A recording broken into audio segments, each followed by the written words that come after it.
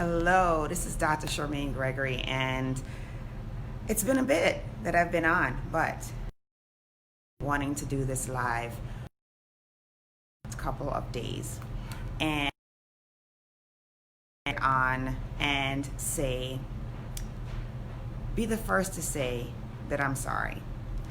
And you're probably wondering, why am I saying that? Why am I apologizing? What am I apologizing for? Well, I'll tell you. So you guys know that I am an emergency physician. You guys also know that I work the night shift. You know that, on my job, I have the privilege of taking care of individuals on the worst nights of their lives. When they are having a crisis, when they are having an emergency, I am there, my team is there, we work together to make it happen. So that doesn't really bring us to an apology, does it? Okay. Hey, Don, thanks for joining. Well, what does bring me to an apology is sometimes with our job, it gets very intense. It gets very stressful. We may have things that are going on of the department, and it may be taking a toll on us. Something called micro traumas. Now, these are situations where we may be in one room where we have a patient that is critically ill. We're working diligently to try to save this person's life in order to get them back on track, get them transition their care to colleagues within the hospital. And it may be that we're working on a patient and we end up losing that patient. That is a micro trauma that happens to the team, and everybody on the team is affected. And so what has happened over time is we have developed this ability to compartmentalize our feelings. So we aren't robots, but in order for us to be able to provide the care and to provide the thinking that is necessary in order to provide excellent care, we have to compartmentalize to protect ourselves. And so what happens is, over years, doing this over and over and over, going from a room, hey, Lauren, we're talking about you, baby. Lauren is one of the awesome nurses, night nurses on the team. So big up to you, my dear. I really appreciate all your help and expertise every single night that we work together. There's a lot of background noise because my children are upstairs, like running around chatting. So these micro traumas that I'm talking about, these are things that build up over a lot of years, over multiple episodes, multiple times when we may lose a patient and then have to compartmentalize that hurt, that pain, and move on to the next patient so that we can deliver the excellent care that we do. And as you can well imagine, this compartmentalizing of emotion is not really something that we as humans do very well. And so how do we manifest this? So we may be we may lose compassion. So we may get something called compassion fatigue. We may tell jokes that are maybe not consuming, not appropriate for consumption by the general public, but are, they're jokes that we tell amongst ourselves in order for us to deal with the difficulties that we are faced with every single day on the job. We may be stressed out by having additional situations added to an already hectic schedule. So I tell you all of this because that's the reason why I would like to apologize to you. If you are a patient, if you have ever been a patient in the emergency department, you may at one time or another been the receiver of one of the items that I mentioned before, where perhaps we have had a little bit of compassion fatigue, and maybe we were not as warm and loving to you as we should have been. Perhaps we were stressed out by having lost a child in the previous room, and maybe we were not as smiling and welcoming as we should have been. Perhaps we were a little exacerbated by the fact that we had 10 patients to still take care of and so many other things on our minds, and we're not as welcoming to you as we should have. So I hope that you do not take that encounter, if it was a negative one, to heart. I hope that you will understand that we are human and that we do care, and also that our job really is to make sure that the worst case scenario of whatever it is that you're coming in for is not the case. And if it is, that we take care of it, that we get you through the storm, we get you to the next phase of where you need to be for your care. The other thing that I want to apologize for is, if you've ever overheard any one of us saying, man, I wonder why they came in the middle of the night for a sore throat.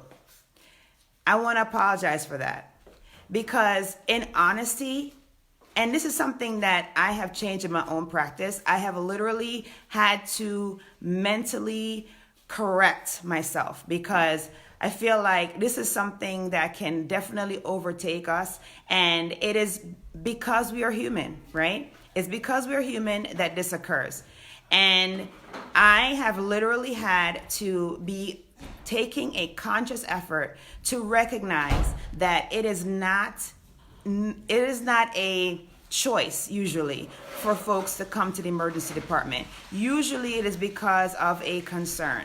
And even if the complaint is seemingly minor, it is still a concern that backs that complaint.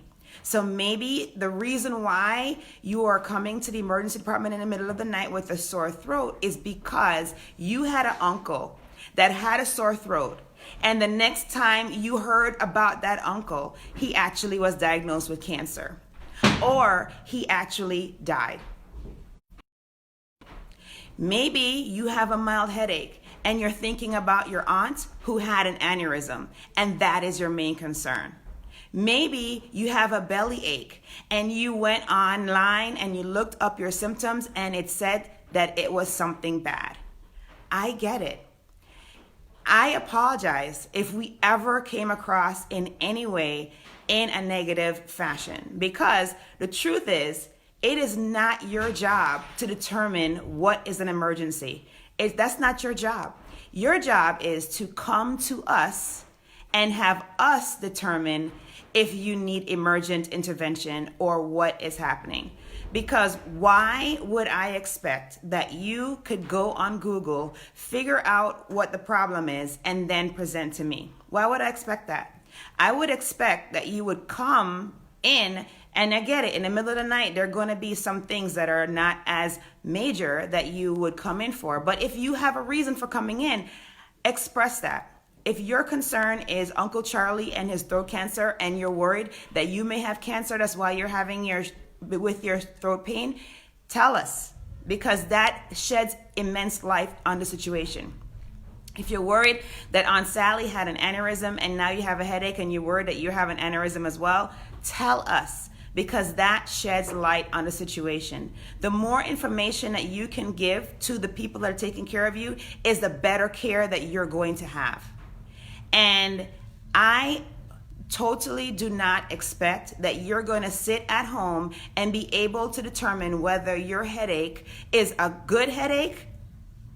Any headache is good, I don't know, but a benign headache or something that's deleterious to you. That is not your role. That's the reason why I went to medical school. That's the reason why I did residency training. That's the reason why I have 14 years, almost 15 years of emergency experience. That's my job. My job is to take care of you. So I hope that you never feel when you come to the emergency department that your complaint is not important. It is. I hope that you will present all of the knowledge all of the backstory that you have to help us to take the best care of you. And then I also hope that you will forgive us if we have little indiscretions, because this job is definitely very intense. This job comes with a lot of pain and a lot of loss and a lot of negative interface that we hope not to pass on to you. But sometimes, because we are human, that does happen. So this has been on my heart, and I just wanted to get it out there because I feel like it needs to be said. So I basically am saying sorry to you if you've ever had this experience, because sometimes we have compassion fatigue. Sometimes we're dealing with some issues that are so deep, it's not even funny. And we're unable to fully compartmentalize them to give to you in the way that we want to. So please forgive us for that. And the next time that you come into the emergency department in the middle of the night, please keep in mind a couple of things. One, we definitely are not ignoring you if your complaint may be seemingly minor. It may be that there are some patients who are ahead of you who are in a little bit more critical condition. And two, please be aware that we have no idea what your backstory is. So if there is a major concern, there is a backstory, please bring that to the forefront so we can best treat you, care for you, and address your concerns. And then three, I don't expect that you're going to be able to determine what is an emergency and what is not in your home without medical school and without residency training. Come in and let us take care of you. All right, so that's been on my heart. I'm so glad that it's completely off now. If you have any questions or if there's anything that you would like me to address specifically, please comment below and I'm happy to reach out. All right, thanks Sam and thanks Bethany for joining. And this is Dr. Charmaine Gregory, and I hope that you will be strong, be brave, and unleash your greatness.